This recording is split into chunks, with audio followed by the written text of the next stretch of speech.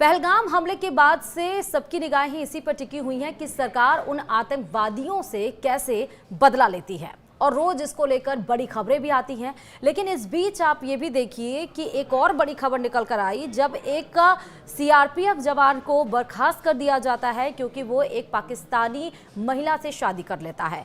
अब उस बर्खास्त सीआरपीएफ जवान ने पाकिस्तानी पत्नी पर चुप्पी तोड़ी है। पूरा वीडियो आपको विस्तार से बताएंगे। नमस्कार, आप देख रहे हैं न्यूज़ 18 राजस्थान का डिजिटल वीडियो और मैं हूं आपके साथ श्रुति श्रीवास्तव। पाकिस्तानी महिला के साथ अपनी शादी को छिपाने के कारण सेवा से बर्खास्त किए जाने के कुछ घंटों बाद सीआरपीएफ जवान मुनीर अहमद ने कहा कि पिछले साल बल मुख्यालय से अनुमति मिलने के करीब 1 महीने बाद उन्होंने अपनी शादी की। यानी उनका कहना है कि मुख्यालय से उन्हें परमिशन दी गई तब जाकर उन्होंने शादी की थी। जम्मू के घरोचा इलाके के निवासी श्री अहमद जो अप्रैल 2017 में सीआरपीएफ में शामिल हुए थे, उन्होंने कहा कि वह अपनी बर्खास्तगी को अदालत में चुनौती देंगे। उन्होंने कहा, मुझे न्याय मिलने का पूरा भरोसा है। केंद्रीय रिजर्व पुलिस बल ने श्री अहमद को पाकिस्तानी महिला मीनल खान के साथ अपनी शादी को छिपाने और जानबूझकर उसकी वीज़ा वैधता से अधिक समय तक उसे शरण देने के आरोप में बर्खास्त कर दिया है और कहा है कि उनके कृत्य राष्ट्रीय सुरक्षा के लिए हानिकारक थे। श्री अहमद ने शनिवार यानी कि 3 मई 2025 को अपने घर से फोन पर पीटीआई को बताया कि मुझे शुरुआत में मीडिया रिपोर्ट के माध्यम से अपनी बर्खास्तगी के बारे में पता चला। मुझे जल्द ही सीआरपीएफ से एक पत्र मिला जिसमें मुझे बर्खास्तगी के बारे में बताया गया, जो मेरे और मेरे परिवार के लिए एक झटका था क्योंकि मैंने मुख्यालय से एक पाकिस्तानी महिला से शादी करने की अनुमति मांगी थी और मुझे अनुमति मिल गई थी। श्री अहमद और सुश्री खान के बीच विवाह का मामला तब प्रकाश में आया जब भारत ने पहलगाम आतंकी हमले के बाद उठाए गए कूटनीतिक कदमों के तहत पाकिस्तानी नागरिकों को देश छोड़ने को कहा था और इस हमले में 26 लोग मारे गए थे। सुश्री खान 28 फरवरी को वाघा अटारी सीमा के माध्यम से भारत में प्रवेश कर गईं और उनका अल्पकालिक वीजा 22 मार्च को समाप्त हो गया। हालांकि उच्च न्यायालय ने उनके निर्वासन पर रोक लगा दी थी और वह वर्तमान में यानी प्रेजेंट टाइम में श्री अहमद के जम्मू स्थित आवास में रह रही हैं।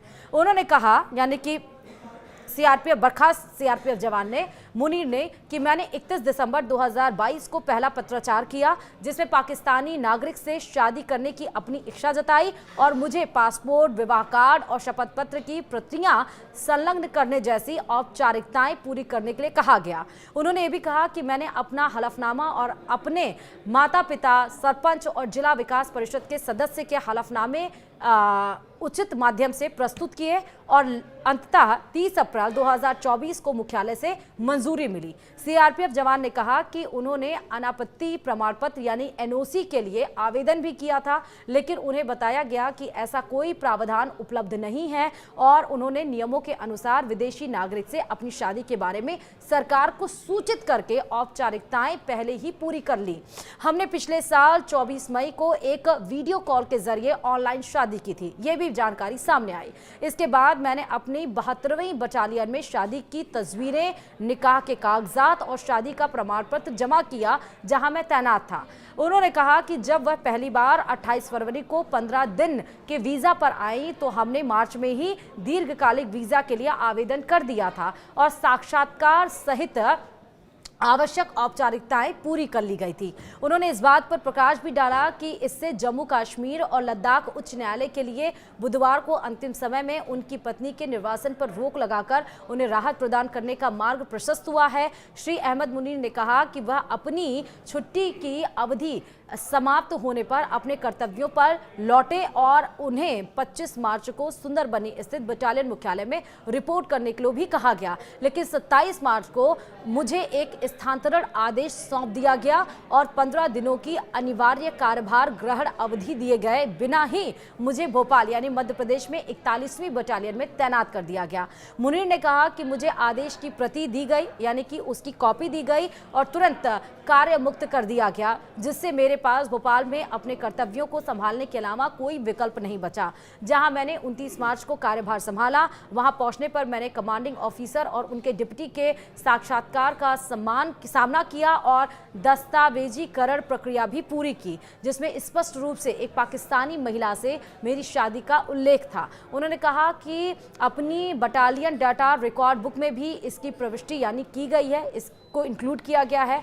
वहीं सीआरपीएफ जवान ने कहा कि वह अपनी बर्खास्तगी को चुनौती देने के लिए अगले कुछ दिनों में अदालत का दरवाजा खटखटाएंगे। उन्होंने ये भी कहा कि मुझे अदालत से न्याय मिलने की पूरी उम्मीद है और इसी उम्मीद के साथ ही उन्होंने अपनी बातों को विराम भी दिया। यानी कि पाकिस्तानी पत्नी पर उन्होंने साफ तौर पर कहा कि मैंने सारे डॉक्यूमेंट्स, सब कुछ, सारे दस्तावेज लगाए थे। परमिशन मिलने के बाद ही मैंने उससे निकाह किया था, वीडियो कॉल पर निकाह किया गया था और जब वो आई तो मैं अपने ग्रुप में भी गया और सारी फोटोज भी हमने शेयर की, लेकिन उसके बाद भी इतना बड़ा डिसीजन कैसे लिया गया। उसके बाद उन्होंने कहा कि इस बात को वो कोर्ट में चैलेंज करेंगे और उम्मीद जताई है कि न्याय उनको जरूर मिलेगा। देखना होगा कि कोर्ट में चैलेंज कब करते हैं बर्खास्त सीआरपीएफ मुनीर और इस पर क्या कुछ अभी रिएक्शन आना बाकी है। इसी के साथ इस वीडियो में फिलहाल अभी लेता ही। देखते रहिए न्यूज़ 18 राजस्थान। नमस्कार।